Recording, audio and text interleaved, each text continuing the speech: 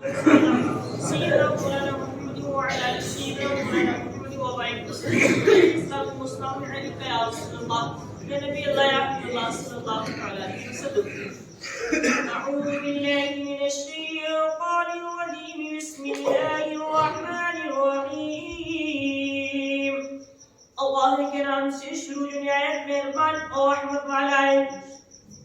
فَأَمَّا عَادٌ فَاسْتَكْبَرُوا فِي الْأَرْضِ بِغَيْرِ الْحَقِّ وَقَالُوا مَنْ أَشَدُّ مِنَّا قُوَّةً أَوَلَمْ يَرَوْا أَنَّ اللَّهَ الَّذِي خَلَقَهُمْ هُوَ أَشَدُّ مِنْهُمْ قُوَّةً وَكَانُوا بِآيَاتِنَا يَجْحَدُونَ.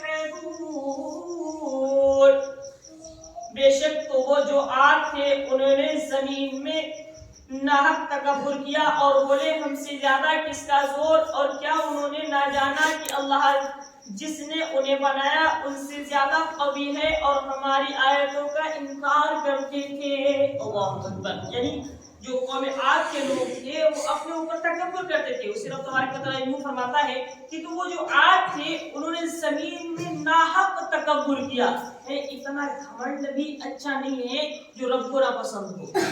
اتنا گھمنڈ، دیکھیے گھمنڈی انسان تو لوگوں کو بھی پسند نہیں ہوتا ہے. اور عقل تو پھر مردے کے اندر ہوتی ہے، زندہ کے اندر عقل کہاں ہوتی ہے.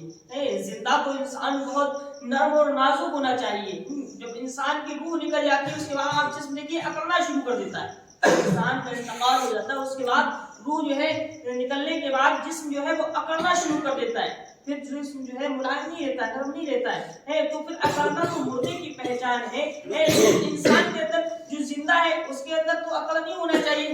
اس کے اندر تو نبی کریم صلی اللہ علیہ وسلم کی محبت اور ملائمیت ہونا چاہیے. جس کے اندر محبت نبی صلی اللہ علیہ وسلم ہوگی وہ ہمیشہ چھپ کر ملتا ہے اور پھر وہ نبی کا لہجہ اختیار کر کے اپنے آپ کو ملائم بنا کر پیش کرتا ہے. ایک محبت بھرا تقاضا پیش کرتا ہے، تاکہ ہمارا دین سکھاتا بھی ہے کہ جتنی محبت بانٹو گے اللہ اتنی محبت پیدا فرمائے گا.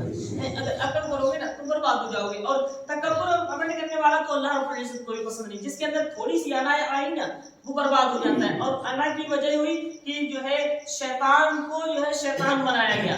بھئی کیا بات تھی؟ حضرت آدم علیہ السلام کو سجدہ کرنے کا حکم دیا اللہ رب العزت نے کہ فرشتوں آدم کو سجدہ کرو. وہاں پر یہ شیطان بھی تھا.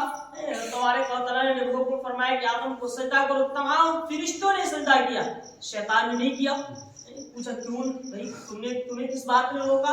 بولے ارے یہ تو مٹی سے پیدا ہے، اب ہم تو آگ سے پیدا ہے اور مٹی آگ سے بہتر ہے، ہم انہیں سجدہ کیسے کر سکتے ہیں؟ اکڑ دیکھیے. تو کیسے یار وہ تو چھوٹا ہے اس کا کیا ادب کرے؟ ضروری نہیں ہے کہ جو چھوٹا ہے اس کا ادب نہ کیا جائے یا کوئی دوسرا انسان ہے اس کا ادب نہ کیا جائے. دیکھیے جہاں تکبر اور گھمنڈ پیدا ہو جاتا ہے نا، پھر جب کیا ہوا، جب اس نے سجدہ نہیں کیا اللہ رب العزت نے ہمیشہ کے لیے شیطان بنا دیا. آج اگر ہم تکبر کریں، آپ تکبر میں کوئی اور گھمنڈ کرے تو یہ اللہ رب العزت کو بالکل پسند نہیں ہے. تو پھر تبارک و تعالیٰ نے گمراہیت کے راستے پر پہنچا دیتا ہے، وہ گمراہیت کے راستے پر چلا جاتا ہے. رب تبارک و تعالیٰ نے اسے شیطان بنا دیا. کیوں؟ کیونکہ نبی کی تعظیم نہیں کی.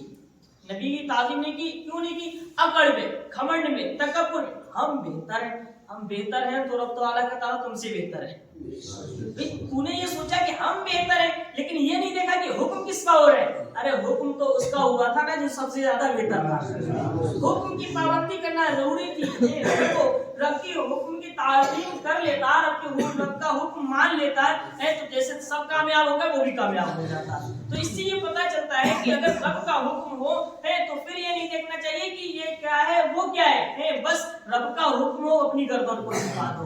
نبی کا فرمان آئے اپنے آپ کو مٹا دو، کیونکہ ہم اور آپ نبی کے فرمان پر، رب کے حکم پر مر اور مٹنے کے لیے پیدا کیے گئے. رب تبارک و تعالیٰ نے زندگی دی، اگر اسی کے نام پر یہ زندگی قربان بھی ہو جائے نا، اسی کے نام پر زندگی ختم بھی ہو جائے نا، اس کے رسول کے نام پر یہ زندگی قربان ہو جائے تو اس سے بڑی خوش نصیبی نہیں ہو سکتی. جان دی ہوئی حق تو یہ ہے کہ ادا نہ ہوا.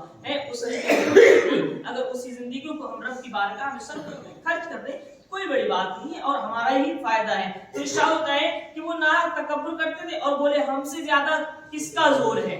हम सबसे ज्यादा ताकतवर हैं, तो हमसे ज्यादा किसी का जोर नहीं है। यानी कौम आद के लोग बड़े कौम और शे जोर थे। जब हज़रत हूद अलैहिस्सलाम ने उन्हें अज़ाब इलाही से डराया तो उन्होंने कहा हम अपनी ताकत से अजाब को हटा सकते हैं। अल्लाहु अकबर। बोले हम अपनी ताकत से अजाब को हटा सकते हैं, लेकिन वो ये भूल गए कि जो अजाब देने वाला है ना वो उनसे कहीं ज्यादा ताकतवर है।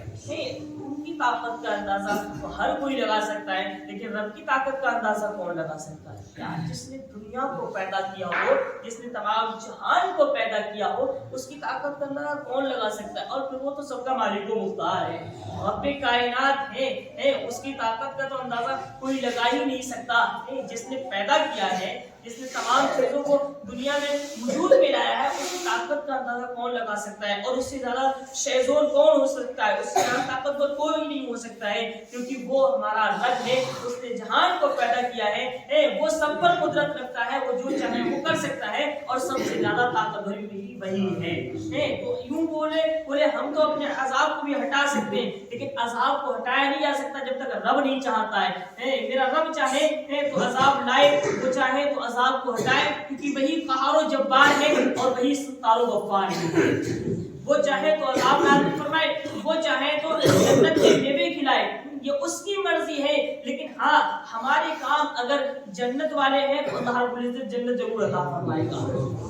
और हमने अगर काम बेकार किए, जहन्नम वाले किए, फिर हम सोचे कि जो है जन्नत में चले जाएंगे, तो ऐसा तो नहीं हो सकता। ये उसकी मर्जी है, उसकी रहमी और कहमी है। वो चाहे तो जन्नत अता फरमा दे, चाहे तो वो जहन्नम के हवाले कर दे। हाँ, इतना जरूर है कि अगर हम और आप रब को राजी कर लेते हैं तो इंशाअल्लाह तबारक व तआला जन्नत के हकदार जरूर हो जाएंगे।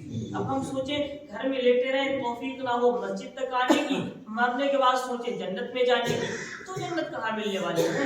अगर आज हम रब तबारक व तआला की बेहतरीन घर मस्जिद में हाजिर होना जानते हैं, हाजिर होना चाहते हैं, तो इंशाअल्लाह तबारक व तआला जैसे आज हम मस्जिद में हाजिर होंगे, कल रब तबारक व तआला बस ही जन्नत में हाजिर फरमा देगा, जन्नत में दाखिल फरमाएगा। अगर जन्नत में जाना चाहते हो तो उसकी मस्जिदों को आबाद करना है, उसके घर को आबाद करना है, उसके कलाम को आबाद करना है, उसके कलाम को पढ़ करके हमें और आपको अपने आप को तरक्की पर पहुंचाना है, बुलंदी पर पहुंचाना है। और जब हम कुरान पढ़ेंगे, मस्जिद में हाजिर होंगे, तो समझ लीजिएगा अगर आज मस्जिद में दाखिल हो गए तो इंशाअल्लाह कल रब की रहमत से जन्नत में जरूर दाखिल हो जाएंगे।